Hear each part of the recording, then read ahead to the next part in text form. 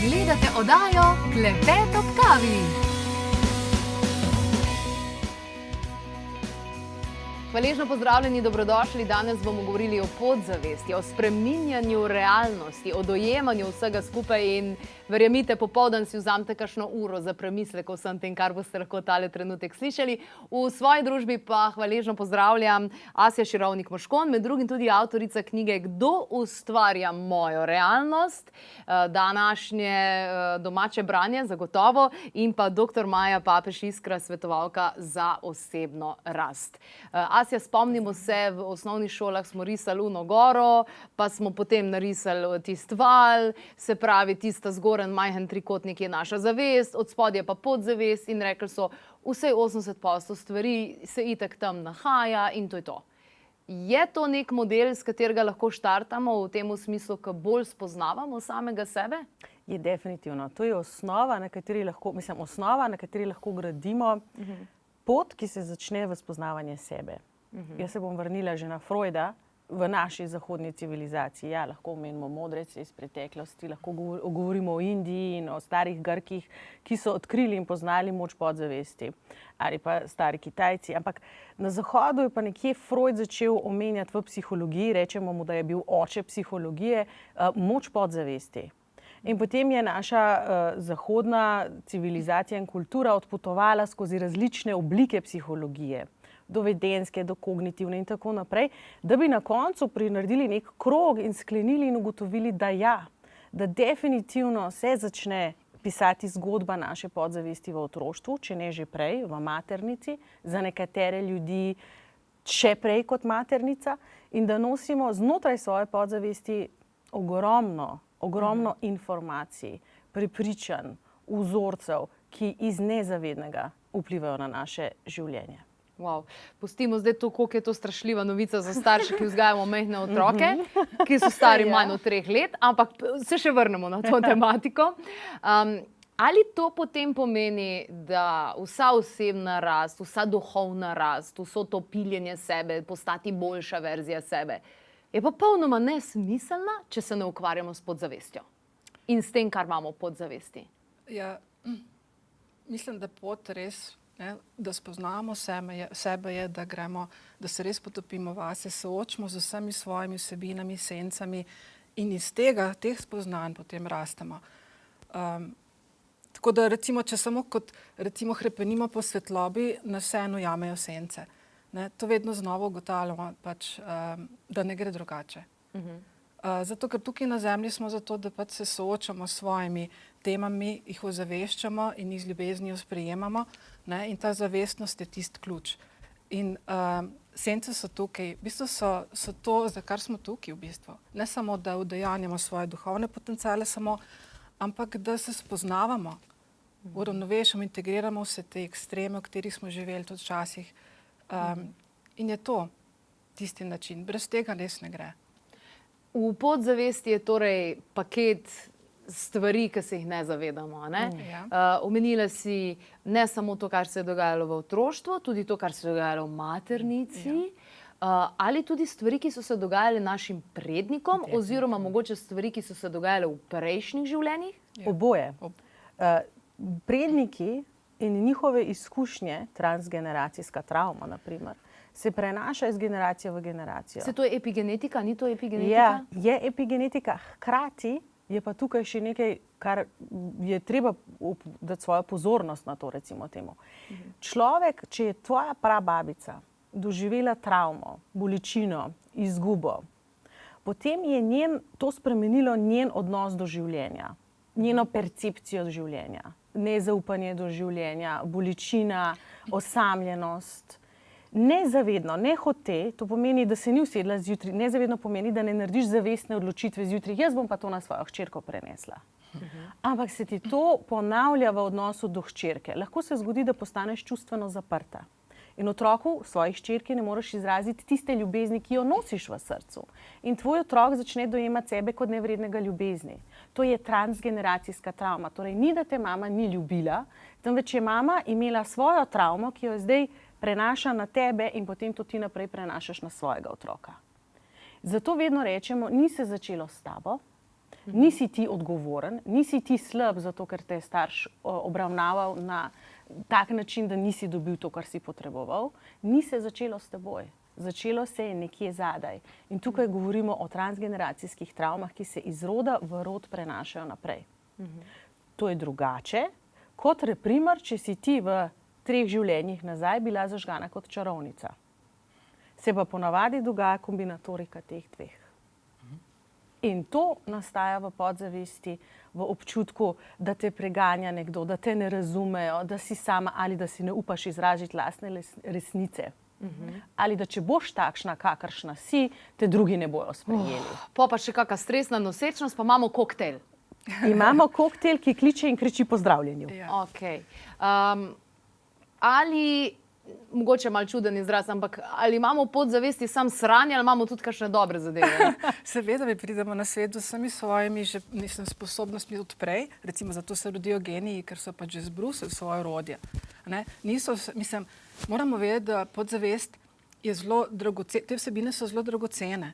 V bistvu namen podzavesti je, da skrbi za nas, za naše telesne procese, našo varnost in za naše preživetje. V tem smislu je podzavest zelo zaščitniška do nas, se pravi, veliko teh informacij je izjemno dobrodejnih, dragocenih in brez njih ne bi zjutraj se vstali in ne bi znali govoriti, ne bi prepoznavali bližnjih.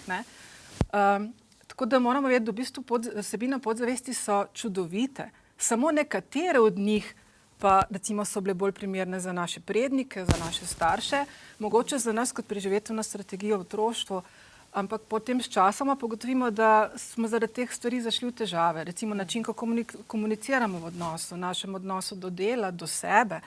In ko vidimo, da pa smo zašli v težave, da smo naleteli na odnose, kjer so trenja, bivanjsko, da čutimo recimo praznine, da smo se ujeli kakšne te lupine bivanjske takrat, pa je čas, da pa tu mečkam bolj podrobno pogledamo, se poglobimo vase in to raziščemo, kje je ta vozel, kot recimo ta vozel, ki ga nekje nosimo v sebi. Se pravi, večina stvari je izredno, dobrodejnih. So pa nekatere vsebine, vozli, ki jih je treba razvozlati. Tako da ni to, meni se je dobro pogledati tudi na podzavest, da podzavest je del preživetvenega sistema, da to je njena funkcija in da ni nekaj, kar nas hoče samo omejevati, v smislu, da nam hoče slabo. Ne, podzavest v bistvu je čudovit sistem, ampak dobro je imeti zavesten odnos do nje, se zavedati, kako deluje, kakšna je njena funkcija. Recimo, da pač podzavest snema, da pač je to zelo aktiven buden del uma, ki ves čas snema brez, neselektivno, vse, kar se nam dogaja, se pravi, že v maternici, odkar smo se pojavili kot drobne pikice, v trebuhih so že snemamo vse, počutje staršev in potem vzdušje družine, katere se rodimo. Vse to poteka samodejno, neselektivno, in te vsebine so potrebne, podzavest jih jemlje res kot potrebne informacije za preživetje. In mi se vsi učimo, že mladiči, živalski se učijo s posnemanjem, mi enako. Samo mi imamo še svobodno voljo in lahko potem kasneje, ko smo malo bolj zavestni glede tega, kaj se nam dogaja, lahko rečemo, ne, to pa mi ni všeč, recimo alkoholizem, tak odnos, recimo staršev do otrok, karkoli, in izberemo drugačnega. Kar pa še ne pomeni, da se ne zapletemo tudi zaradi tega. Jaz bi še nadovezala. Torej, ne samo, da v podzavesti nosimo vse informacije. Podzavest dela dejansko 24 ur na dan, 7 dni v tednu. Tudi po noč med spanjem. Tudi pa to sanjamo. Podzavest non-stop procesira. A tudi sanja si posnamemo? Seveda, podzavest je procesiranje. Podzavest je vse, kar se dogaja v nas, ne za izven zavesti. Pa so dejansko sanje procesiranje podzavesti? Sanje so zgodba zase. Obstaja več vrst sanj. Od sanj, ki vidijo v prihodnost, do sanj, ki procesirajo, do sanj, ki nas odpeljajo v paralelne svetove, do šamanskih sanj. Torej, sanje so poglavje, knjige in knjige samo na sanje. Bomo našli... Ampak so definitivno domena podzavesti. No, in nezavednega bi lahko še dodala. Tako. Više zavesti in tako. Hkrati se pa znotraj podzavesti, zdaj to je Newtonov model, dr. Michael Newton, knjiga Usoda duš, potovanja duš, njegov model je sledeč. On je nam to tako razlagal. Imaš zavest, tiste mehni 3-4%, potem imaš podzavest. Sam 3-4, okay. Ja, zelo zelo malo malo. je. Ja. Raziskave Zelo, kažejo, zelo. 95% je zavestni del prepojen in pod vplivom podzavestnega Tako. uma. Okay. Pa jaz bi še lahko razložila, zakaj, ampak gremo globlje. Torej, v podzavesti, ko gremo še globlje, se pa nahaja tako imenovana superzavest. Superzavestni superzavestni aspekt nas je pa tako imenovana po slovensko duša oziroma višja zavest. Resnični jaz. Torej, če iščeš resnični jaz, ga najdeš v potovanju skozi svojo podzavest. Ja. Ne moreš priti do resničnega jaza, brez da greš skozi podzavest. Kaj pa nadzavest, ki je pa pol Saj to je nadzavest? To je To je to. nadzavest. To je Ampak je nadzavest, v ja. podzavesti. Torej, ljudje si to vizualizirajo. Torej, ponavadi. notraj zavest. Notranja, ja, V bistvu the je true self, notranja vse zato mu zavest, rečemo ja. resnični jaz. Ja. Zato mu rečemo resnični jaz, ker vsi ti programi, ki jih imamo v podzavesti, vsa ta prepričanja, predniki, prednice, mame, očetje, pretekle izkušnje, to nismo avtentični jaz. To nisem jaz. To že v Indiji rečejo, to nisi ti, to je, oni rečejo, tvoj ego, oziroma to so tvoje sloji in plasti, nekateri imajo osebnostne strukture in nekateri imajo absolutno funkcijo v našem obstoju, nekateri postanejo odvečni, ko odrastemo, disfunkcionalni. Resnični jaz, višja zavest, je pa tista notranja moč, svetloba, frekvenca in energija, ki lahko preseže vse te programe, jih transformira, torej očisti, spremeni in obrne v najvišje dobro. In to je zdaj najbolj pomembna informacija. Se pravi, ja, imaš sranje, ampak lahko ga spucaš. Po domače povedano. Ne samo to ga lahko spucaš, lahko ga transformiraš, izluščiš tisto, kar je dobro in ti to koristi, ostalo pa pustiš, da gre v dezintegracijo. Ko ni več potrebe za to Tako. učenje, ko se ta bolečina, ta vozel razreši, ko ga vidiš, ko ga spremeš in tudi razumeš, zakaj je tam. Potem se razreši samo sebe. Lahko greš naprej. Ja. Danes imamo tukaj tudi osmico, o tem Ja. bomo še govorili in o moči simbolov, kako je to povezano dejansko s podzavestjo. Mogoče eno vprašanje. Ja. Poznam kar nekaj ljudi, ki so doživeli različne stvari v življenju in iz mojega modela sveta, torej iz neke moje resnice, bi rekla, da so se te ljudje malo zataknili v temu raziskovanju svoje preteklosti. Da so mogoče kakor pozabili živeti v sedanjem trenutku, pa živeti za vse to, kar dejansko imajo. Se pravi, ves čas se ukvarjajo, ne vem, z nekimi regresijami. Aha, pa zdaj jaz ne živim polnega sebe, ker je una babica to naredila, pa un pradedek je verjetno to naredil. Ja, pa sem bil na seansi, pa sem ugotovil to in to. In ves čas v bistvu svoj fokus usmerjajo v preteklost, z željo, da bi se osvobodili v sedanjosti in prihodnosti. Je to pač neka pot, ki jo je treba prehoditi in neko obdobje, ali se lahko dejansko ljudje tudi v tem noter zaciklajo? Kako se zaciklajo? Ker Tadej Pretnar, če smem tukaj, on je zelo dobro povedal, je rekel, imaš hišo, ki je polna smeti, imaš dve možnosti. Lahko pač pometeš, pa vržeš ven smeti, pa boš imel čisto, lahko greš pa analizirati vsako smet.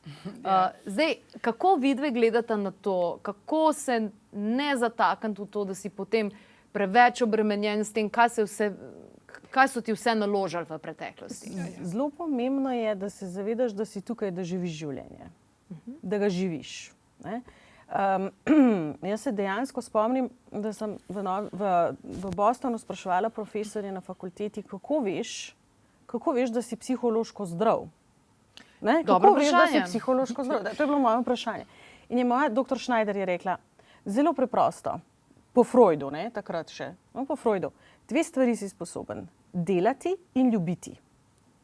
In to sta dve osnove. Zdaj, a boš perfektno delal, pa perfektno ljubil, ker si človek nikoli, ampak skozi delo in skozi ljubezen ti kot osebnost rasteš in se razvijaš. Sproti odkrivaš disfunkcionalne vzorce, ki jih sproti čistiš. Sproti, ja. Ampak ni pa poanta, da stopiš ven iz toka življenja, daleč od tega, da bi to bila poanta. To nikakor ni Da se namen. umakneš in to je call it escapism. You escape, pobegneš. In o tem tudi pišem v svoji knjigi. To je pobeg od realnosti. Torej, da se zapreš v neko kočo in čistiš svojo podzavest v nedogled. Nisi v toku z življenjem. V toku z življenjem si, ko greš v službo, ko se srečuješ s sodelavci in ko razrešuješ, zakaj ti gre nekdo na živce pri sebi. In verjetno ni tako pridejo situacije, da Itak vidiš, kaj pridejo. moraš. Tako je. Se- mislim- V tem je Ali pa poanta semafora, življenja. ne? Lahko da je bilo včasih bolj, mislim, zdaj še posebej poudarek na tem modelu, ki ga je Asja predočila. Se pravi, da v bistvu živimo življenje in pač nesprot se soočamo in hkrati, na kar mislim, da tukaj na Zemlji smo zato, da se res povezujemo s svojim najglobljim bistvom. Hkrati pa, ko nekako živimo svoje življenje, vedno naletimo še na kakšne, se soočamo recimo prek tega efekta zrcaljenja v odnosih s svojimi lastnimi vzorci in problemi. Ne? To vedno pač je. Ampak to so tiste delavnice, To so- verjetno ja, pa. to. Mislim, če boš nepotrpežljiv, boš verjetno zmer faso rdečo luč, a ne?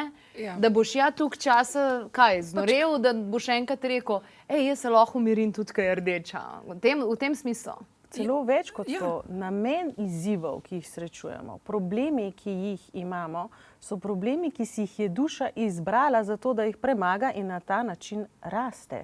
To je pot, po kateri hodimo. Torej, darila. Torej, Da jih pozavesti, ja. darila. Učuden celofan, boleč, pa mučeč, pa še Zato, kaj. ker mislim, boleče je vedno tisto, kar je spregledano, kar je prezrto, kar je zatrto, kar ni videno. Ne, to.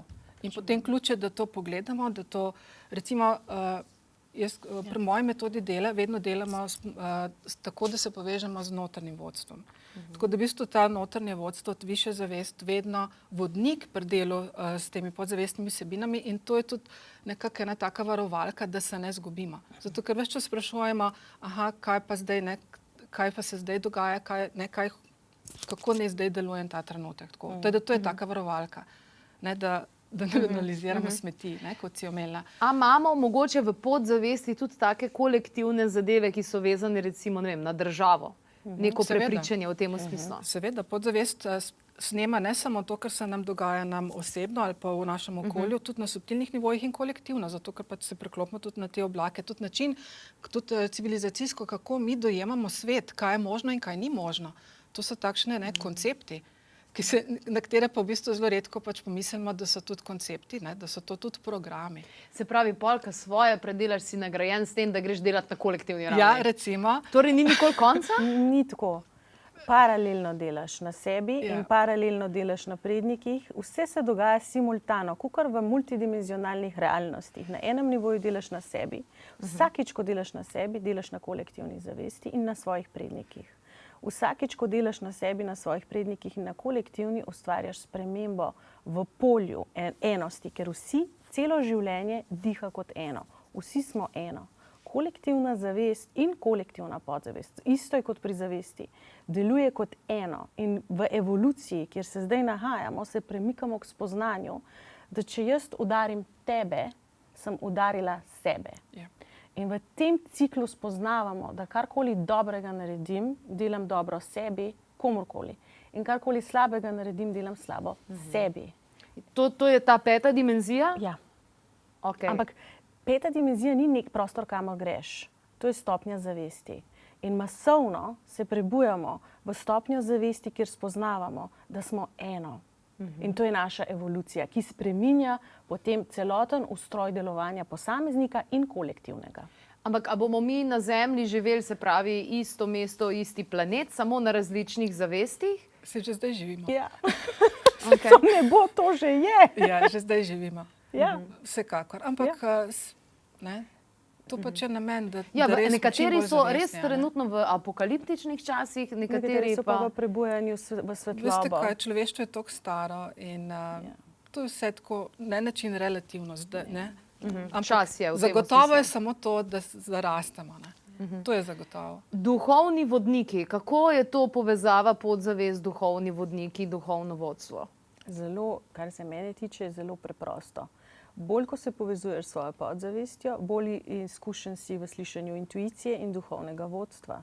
Duhovni vodniki so vedno prisotni, ampak ljudje načeloma, ko smo v stresu, bolečini, se zapremo pred njihovim vodstvom, ga takrat najbolj potrebujemo. Če smo izurjeni v povezovanju s svojo podzavestjo, je naša komunikacija z duhovnim vodstvom odprta in ga lahko slišimo in sledimo. Verjetno se verjetno največkrat pridemo v življenju v neke take čudne situacije, kjer ne gre naprej, kjer so neke blokade, ker smo malo skregani sam s sabo. Recimo, ne vem, Tako se zdi.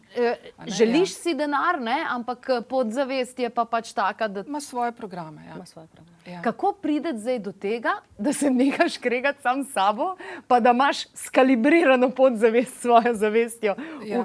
kam prideš? Kaj nam lahko tukaj No, pomaga? treba se poglobiti vase, ne? Ampak se pravi, pri moji metodi dela, jaz delam po metodi Phyllis Krista, je prvi korak vedno, da negujemo stik z višjo zavestjo, prav z notranjim glasom, notranjim vodstvom. To je prvi korak. No in ta namen uporabimo se pravi simbole, kot so mlaj, trikotnik, peščena ura, ampak to je potrebno delati vsak dan. Tako da, kadar recimo stvari zaškrtajo, da res že avtomatsko se hitro oglasimo in vprašamo, se pravi, kaj tukaj se zdaj učim, ne? Kaj se mi tukaj zrcali, ne? Kaj je v ozadju tega problema, kaj v meni je odreagiralo, ne? A sem že kdaj prej doživela kaj podobnega, od kje so ti stavki, ki sem jih slišala, ta reakcija. Se pravi, malo sprašuješ. V bistvu se treba poglobiti vase in začeti raziskovati, detektivsko raziskovati, kaj se zdaj pravzaprav zares dogaja, zakaj sem se tako odzvala, zakaj sem se tako zakrčila, zakaj sem tako prestrašena, od kje. In potem gremo še globlje. Ne? Ampak vse to potem prisluškujemo tej višji zavesti, notranjemu vodstvu, ki nas vodi prek teh podob, da se obudijo spomini, začutimo, kako smo bili majhni, kako recimo smo poslušali mamo, ki je govorila, recimo, ja, ne vem, bogati ljudje so hudobni. In vsi ti stavki, to so vse bili programi. In potem vidimo, to je ta program, recimo, da imam pač tak ambivalenten odnos do denarja, ga hočem, hkrati pa potem, če ga bom imela, bom postala slab človek. Se pravi, čisto samo raziskovanje.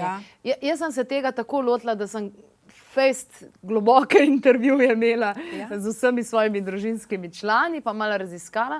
Pa imam tehniko, da jaz si vse zapisujem. Ja. In ko si zapisujem, se mi zdi, da je potem lažje, ker potem, ko grem en drug dan pogledati ali pa ko grem malo bolj razumno pogledati, pa vidim, je bolj ozaveščeno. pa ga imam. Je bolj ozaveščeno. Ampak moja izkušnja je, da šele ko sem zavestno povabila še višjo zavest v ta proces, je potem bilo manjša verjetnost, da sem se izgubljala. Ne? Da je bilo res nekako prisotno še ena modrost, več jasnosti in tudi ta transformativna energija, ki si jo že ti omenila, pri delu s temi programi in pri tem raziskovanju. To je res taka varovalka, ampak ta stik je potrebno res negovati vsak dan, da imamo ta vidik prisoten, ko je kriza. Tako. Takrat najbolj potrebuješ, Takrat in če najbolj nimaš, potrebuješ. to je Veščin, vaja. To je kot vaja, da treninga, ja. učiš francoščino in ko prideš v Francijo, jo znaš. Drugo je pa, če jo nisi se učil 1 leto, 2 leti, si jo pozabil, prideš in si In tisto, kar bi nadovezala, ko vprašamo višji jaz oziroma notranjo modrost, ta stavek, kaj moram vedeti, še ena tehnika, ki je izjemno pomaga, je, ko si ti v svetlobi, ko se ti narediš svoj alignment s svojim višjim jazom, ko se poravnaš z njem, takrat te tudi ne bo strah povabiti svojo senco. Sedi se senca, povej mi tvoja prepričanja o denarju. In tam smo lahko brutalno iskreni s sabo, ker moraš narediti prostor, ljubeč prostor za svojo senco. Večina ljudi potisne senco na stran, ker jim je neprijetno sedeti v družbi lastne sence. Pa pozitivne informacije, In moramo biti tako je, moramo biti. In drugo, kot kaj ljudje, en mit obstaja. Če boš pomislil nekaj negativnega, se ti bo tako izpolnilo. Ni točno tako. Če delaš v varnem prostoru, kjer si konektan z višjim jazom in ustvariš krog, imamo kroge, ustvariš krog in v ta krog povabiš svojo senco, takrat si lahko zapišeš svoje najbolj mračne misli v zvezi z denarjem. Jaz včasih sem spraševala ljudi na delavnico, koliko od vas misli, da boste nekega dni brez denarja na cesti, brez vsega. In imaš ljudi, ki so direktorji firm, ki so lastniki, ne vem česa. In dvignejo roko in potem rečem, glejte, kako veliko vas je. Torej, ta senca je lahko tudi kolektivna senca, lahko je stvar naših prednikov, ampak ko jo ozavestiš, tam, kjer je svetloba, teme ni. V trenutku, ko ti to ozavestiš in zapišeš, izgublja svojo moč nad sabo. To sem pa jaz tudi opazila. Tako da povabite senco na kavo, ko ste samo takrat povezani, ko si povezan z višjim jazom. Ker drugače te lahko zaplavaš. Višja zavest nudi tudi to sočutje in ljubezen. Da v bistvu, recimo, mi imamo to tvoje notranje otroke, kjer v bistvu spostavimo stik in potem temu delu sebe, ki je ostal zamrznem temu, v tej situaciji, v tej bolečini, ne, ga vprašamo, kaj potrebuješ, ne, da boš lahko zrasel. In v bistvu nudimo potrebno pozornost in ljubezen. In povezavi z višjo zavestjo to lažje naredimo kot mi kot osebnost. Tako. Ne. Mi kot osebnost rečemo, čak, zdaj bom pa še temu otroku nekaj dejala, itak imam komaj za sebe, a ne, ker ne, gledamo samo moje, tvoje, pa ne, zelo preživetvano. Ko smo pa v stiku z višjo zavestjo, dobimo pa to sočutje in ljubezen in potem lažje sprejemamo svoje bolečine, ne, in jih objamemo, tudi globlje razumemo, Celimo in potem se to integrira, ne, v naš del osebnosti in se tudi ta kreativna energija, ki je bila prej zatrta, sprosti, da jo lahko uporabljamo v svojem življenju, ne, da izražamo sebe bolj polno. Tako, točno tako. Tukaj imamo osmico. Ja. 8. sezona oddaje Klepet ob kavi je to, ampak nima nobene veze s tem. Ja. No, ne vem, če. Ali pa ima. Ali pa ima, ja. Kaj to reprezentira, oziroma preden gremo v to, simboli. Ja. Veliko se govori tudi o tem, kako manipulirajo z nami preko simboli, kako je to tisto, ki prižge določene vsebine v nas in podobno, da besede sploh nimajo tako moč, kakor, ne? Simboli vsebojo več sporočila naenkrat, celo niz enih sporočil, ne. Zato so simboli tako res, simboli so jezik podzavesti, ne. To vemo tudi pač iz sanj naših, ne, to res izkorišča marketinška industrija, ne. To je tudi darilo Freuda, ne, in politika izkorišča, ne, simbole. Tako da, ampak v bistvu mi pri moji metodi, pri svojem delu jaz uporabljam simbole, da podviskujemo bolj konstruktivno sporočilo podzavest. Namreč, da vzpostavimo stik z nezavednim, se pravi višjo zavestjo in podzavestjo, in tiskujemo bolj konstruktivna sporočila v podzavest. In osmica je glavno orodje za delo s podzavestnimi vsebinami. Okay. Lahko vam jo kar predstavim, če želite. Ja, to bi bilo super. Ja. No, tako, osmica se pravi je glavno orodje. Zgradimo jo v 3 korakih.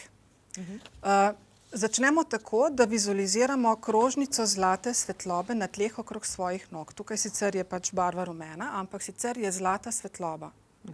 In ta krožnica, ta krog predstavlja naš teritorij. Že to nam da občutek varnosti. Ne? In potem vizualiziramo drugo krožnico, ki se naše dotika, ampak pomembno je, da se ne prekrivata. In ta nasprotno krožnico pa postavimo simbol za ta naš problem. Zdaj tukaj v tem primeru sem dala pač ta problem, program, ta vozel, tam, kjer smo se zataknili. In v bistvu predstavlja ta simbol nekaj, kar nosimo v sebi. A ne? Tako, se zgleda, kaj je eno tako črevesje. Ja, no tako, nekaj, kjer pač smo se zavozlali. Zdaj recimo v nasprotnem krogu je lahko za naše specifične primere recimo oseba, katere lastnosti nas zelo vznemirjajo. Potem za kakšne bolj oprijemljive stvari so lahko objekti našega poželenja, odvisnosti, kot so steklenice. Se pravi, neke sence so bolj tlele. Se pravi, to, kar nas lastnosti, ki nas vznemirjajo, projekcije, potem objekti poželenja, recimo naše odvisnosti, stavki, tudi podobe iz sanj, čustva, ki nas zelo vznemirjajo, strahovi, ne? Zavist, ljubosumje, karkoli. Ampak najboljše pa je, da vedno se oglasimo z višjo zavestjo in vprašamo, naj nam pokaže simbol za ta naš problem, to, kar nas ta trenutek najbolj bremeni. Oziroma za vzrok je pa še boljše. In to postavimo nasprotno krožnico. Potem pa vizualiziramo neonsko modro svetlobo, ki teče iz stičišča po nasprotni krožnici smeri urinega kazalca in potem gre ta svetloba kot nekakšen vlakec po tirnici, po krožnici ob naši levi strani, za hrbtom, desni strani in tako pride do stičišča in spet tako naprej in riše osmica. Tako da ta neonska modra svetloba je tista, ki sporoča v podzavest, da nočemo več vpliva tega programa na naše življenje. Se pravi, kot da bi ga osamil določen dokument v računalniku. Ne? In že ta vaja osmica... Hkrati pa ta zlata žareča svetloba je pa še vedno v tistem krogu.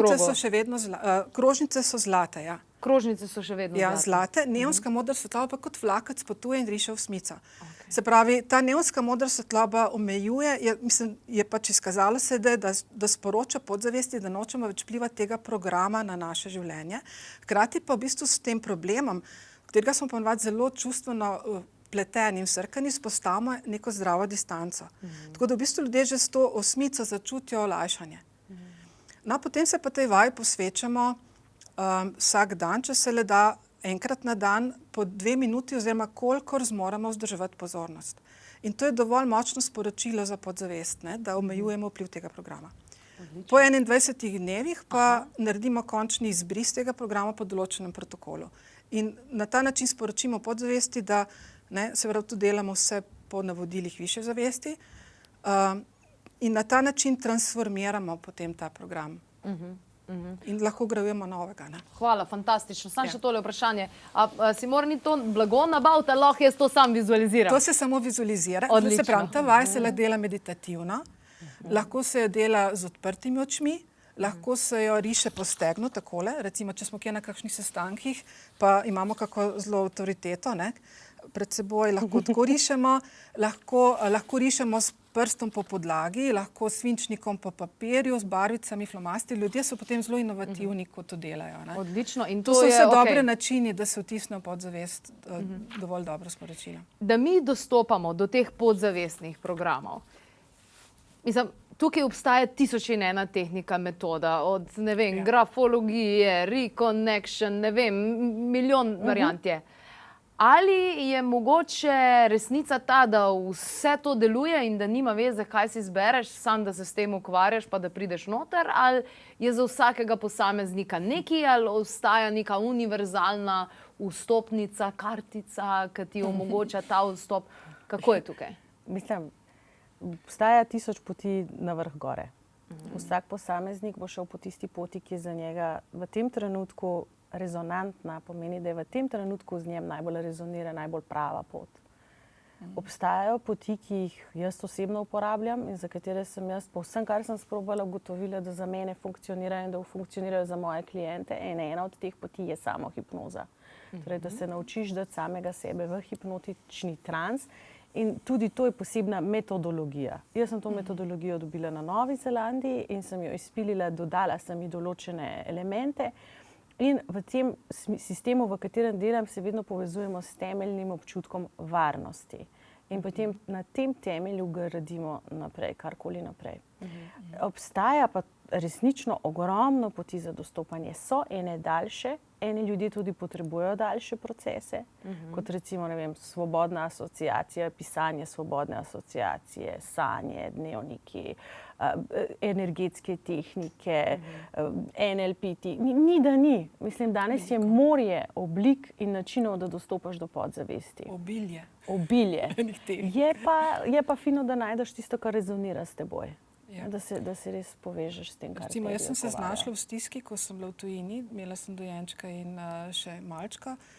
Nisem govorila francosko v Parizu in sem bila kar izolirana in sem se znašla v stiski. In potem sem gotovila, da imam v bistvu sabo knjigo, ki so mi prijatelji prinesli in sem začela z delom. In sem gotovila, da so se res začele stvari spreminjati. Notranje sem začutila, da so se začeli premikati mlinski kamni, ki so prej bili tako. Tako da mislim, da je to zgodba vseh ljudi, da na eni točki nekaj jih prebudi. In tisto je potem dobro slediti. Potem pa spet pridejo druge stvari, ki to nadgradijo. Lahko jih ukomponiraš v to, kar delaš, lahko dodaš, lahko dobiš, to bolj deluje. Moja zgodba je bila, da učila sem se psihologijo, spoznala delovanje podzavesti, ampak tam še ni bilo hipnoze. Spoznala sem pozitivno psihologijo, Louis Hay z afirmacijami, ampak ko sem pa sedela v Novi Zelandiji na predavanju hipnoze in doživela direkten, v 3 minutah sem bila bum, not v podzavesti, je to za mene bilo Amerika. Odkrila sem nekaj zelo hitrega, kar me je pripeljalo v središče. Torej, afirmacije več ne rabim ponavljati v nedogled, ena sugestija pride v podzavest in deluje. Meni je to bila, vsak človek najde tisto, pa dodajaš. In piliš. Ker recimo jaz sem po izobrazbi kemik in ko sem prišla v stik s temi simboli, ko sem prebrala knjigo Moja mentorica, meni se je vesolje odprlo. In sem tudi razumela sebe, ko sem bila majhna, zakaj me tako simboli privlačijo tako. V bistvu tako že so mi bili pisani, zato pač to uporabljam. Če bi mi bili ta prav klepet ob kavi, bi zdaj nazdravile s kavo na aha momente v življenju. Ja, Ker to so verjetno res tisti aha momenti. Krasno. Jaz sem vam zelo hvaležna za tale pogovor, ki bi se lahko še nadaljeval, pa upam, da se tudi kdaj bo. Vi, dragi gledalci in gledalke, pa bodite pozorni in opazujte, kdo, kaj in na kakšen način vam življenje daje namige in pa predvsem morda to zavedanje, ki ga upam, da ste ga še bolj utrdili v sebi, da je vse v življenju pravzaprav darilo, včasih v čudnem celofanu, ampak je darilo. Dajmo uživati v njemu.